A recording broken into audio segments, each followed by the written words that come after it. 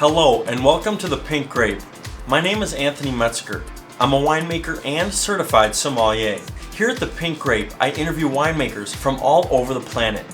I conduct my interviews via Skype and record them live to bring you face-to-face with winemakers from all over the world. So without further ado, please enjoy the show and be sure to subscribe.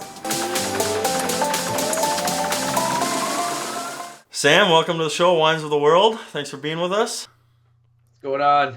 So you're a winemaker from Washington State, but you're currently working as a winemaker in Minnesota. And what's Minnesota winemaking like? Because, we don't hear too much about Minnesota. It gets to the negative 30s in the winter. So what is it like making wine in Minnesota?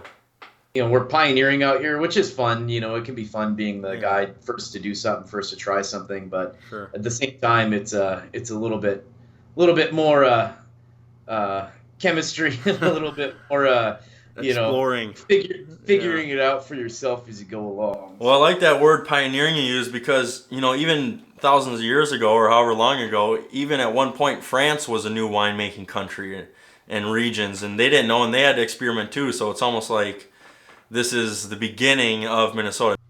Yeah, and if you look back in United States winemaking history, New York, back in the 1800s was the largest wine producer in the United States, Sure. in upstate New York.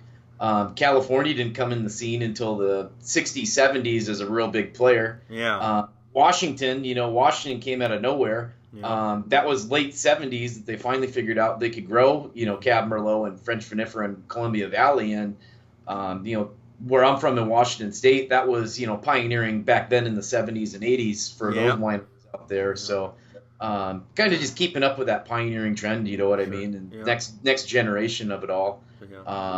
But yeah. Very cool.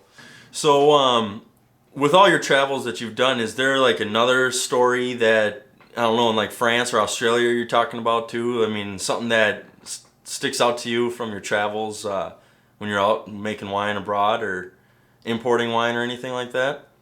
I'm not the type of winemaker who comes in and says, you need to do it like this. Sure. I'm more of the winemaker that comes in and says, you're doing this great. I want to do like this, only let's put a little twist on it to make it my own. Sure. So whether that's, bringing some California barrels out to France, which we had done. We brought some American oak out there, and we had aged some wine in American oak. We had experimented with some different type of yeast and stuff like that Sure. with the facilities that we were working with on importation. Just, I don't know, like it's wine.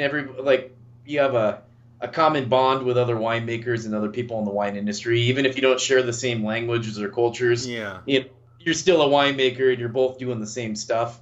So that really sticks out in my mind, just meeting the people, from wherever I visited, just having that common bond with other winemakers and being able to, bypass language and cultural barriers and stuff like that and be able to talk shop and, have a glass of wine. Yeah. Yeah. Very cool. Sweet. So another thing I do here on the show is I do scenario questions. So I ask winemakers, what kind of wine would you drink in a certain scenario? Okay. And one scenario I want to know what wine you would drink in is, say you're at like a pub, a bar. It's the Sunday night football game, NFL, and your team's playing against your number one rival. You're with your buddies.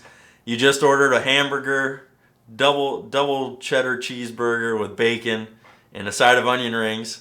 Normally what you would do is you'd order the biggest, tallest glass of beer you could find.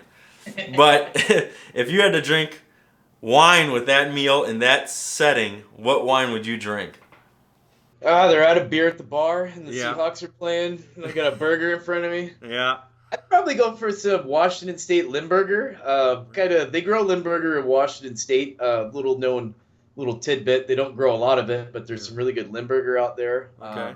That's usually burgers and stuff like that. My wine of choice, if I could. And so Lindberger, that's the name of the grape? Yeah, that's the name of the grape. It's the varietal. And why do you drink?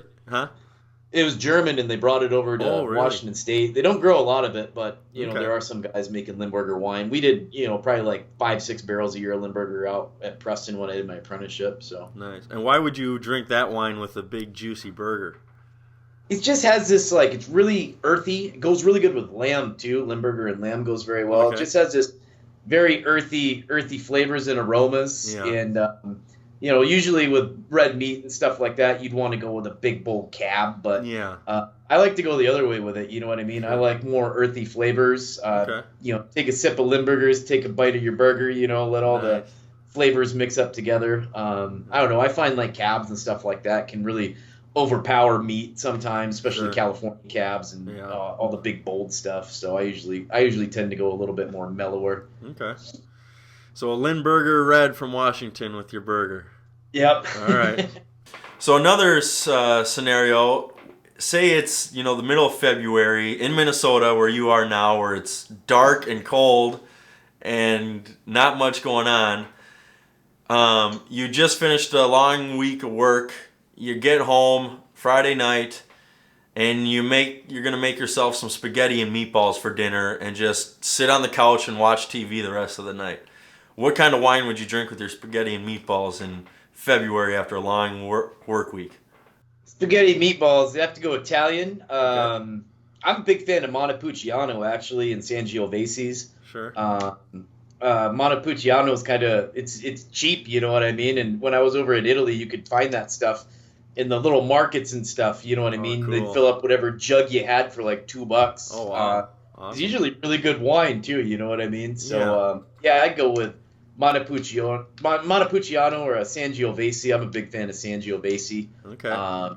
Something like that, a little bit of spice to it. So Perfect. Very cool. All right. And then I usually end with this one question, and that is, if you could drink a bottle of wine with anybody in the world or anybody from history, you could sit down and just drink a bottle of wine with them. Who would you drink a bottle of wine with? that's a good question, man. I don't know. I'd probably go for Jesus. You know what I mean? He was the pioneer of wine. I really think so. I think I'd have him fill up my water glass and turn it into some wine, and then talk about philosophy and life and stuff like that. You know? What I mean? Well, that was my second question. To follow up, that was, what wine would you drink with them? And I'm sure you're gonna say a miracle wine, huh? Yeah, it'd be dealer's choice. Whatever he turned the water into. Yeah. I don't know. So, who would your second choice be? E40. I go to the East Bay, California. I'd find E40 and I'd try his mango scotto, and I'd have a big glass of mango scotto with E40. Nice. And he could tell me about the rap game and the wine industry and the rap game, how that all ties in together. Sure. And stuff. Yeah, he's a winemaker now. He's making the mango scotto. I worked with him a little bit. So, Oh, you did? Okay. Yeah. You worked with E40 on helping make his wine? Yeah, he did mango scotto and then Mr. Earl Charles collection. Oh, sure. I did some blends for him, and then from my blends, he went to another facility and then came up with the mango scotto concept. So it was kind of interesting. Yeah, and that's I don't know. I've always been the crazy guy who, I'm not a wine snob. I didn't dream of becoming a winemaker growing up. I fell into the industry. Yeah. And I really enjoy the industry, but originally it wasn't my original passion. You know what I mean? Sure. I never dreamt when I was in high school or college or any time that I'm going to be a winemaker. Traveling the world doing this. So. Yeah. My whole approach to winemaking is a lot different than some of the other guys who have a really deep rooted passion from an early age to do this and I'm a beer drinker. I don't even drink wine most of the time. I drink cheap beer like Keystone Light half the time. Yeah. So I don't mind making sweet wine. I know some guys will roll their eyes and go, I'm making this Kool-Aid wine, but it helps people get started on wine, and everybody starts sweet. Nobody goes and buys $100 bottle of Cab for their first bottle of wine. Yeah, right. And I'm not a wine snob. If it gets you drunk, and I did my job, basically how I look. My approach to winemaking is if I can win some awards, and if I can get other people to say, yeah, that's really good, then I think I did a little bit better. All right. Well, I think we touched on all the bases. Is there any last minute things or last stories or anything, or did we cover it all? I don't know. I mean, like as a winemaker, I always wonder, how many people have I gotten drunk in my life? Off of drinking, my product, how many babies have been made because of me? How many bad decisions? How many people have had to do the walk of shame home because they drank a bottle of Sam Jennings made wine? You know what I mean? That's just some of the things I always kind of keep in the back of my mind as a winemaker. Because I mean, we're creating booze, and booze livens up the party. You know what I mean? And everybody drinks wine to to do one thing usually, you know. So I don't know. That's always something interesting that I always kind of think about as a winemaker. Is, you know, like I wish there was a way I could keep that tally mark. You know what I mean? And gosh, have it on a wall somewhere. Put it on the back of your bottle. Call this number if you have a funny story the next morning. That's a good idea. Yeah, if you're having a good time, you know, Yeah. call this number and tell me about your drunken adventures off my wines. Hey, that's a pretty good idea. You might get a lot of calls, but hey. All right, for sure. Well, Sam, thanks for being on the show today. Appreciate your time on Wines of the World. Yeah, thank you, bud. Good talking to you, and yeah, keep drinking. Yeah, we'll keep in touch. See you later. All right, thank you. Thank you for watching, and I hope you enjoyed this week's episode of The Pink Grape. Make sure you check in next week, as I'll be releasing a new interview with a winemaker.